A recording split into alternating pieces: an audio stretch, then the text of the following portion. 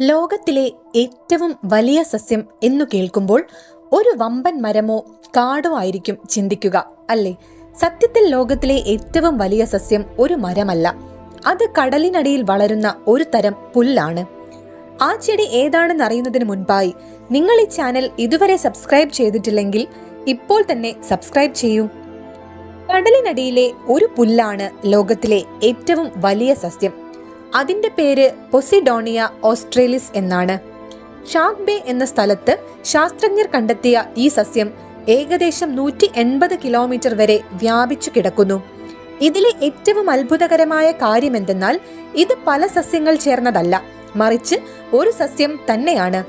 സാധാരണയായി നമ്മൾ കാണുന്ന പുല്ലുകൾ ചെറിയ പ്രദേശങ്ങളിൽ മാത്രം വളരുന്നവയാണ്. പക്ഷേ ഈ സമുദ്രപുല്ല് ആയിരക്കണക്കിന് വർഷങ്ങളായി കടലിനടിയിൽ പതുക്കെ വ്യാപിച്ചുകൊണ്ടിരിക്കുന്നു.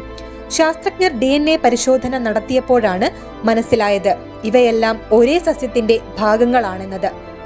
ഇത് വെറും പുല്ല് മാത്രമല്ല, മറിച്ച് കടലിലെ പല ജീവികൾക്കും ഇതൊരു സുരക്ഷിത ലോകം കൂടിയാണ്. ഈ വീഡിയോ നിങ്ങൾക്ക് ഇഷ്ടമായാൽ തീർച്ചയായും ലൈക്ക് ചെയ്യുക.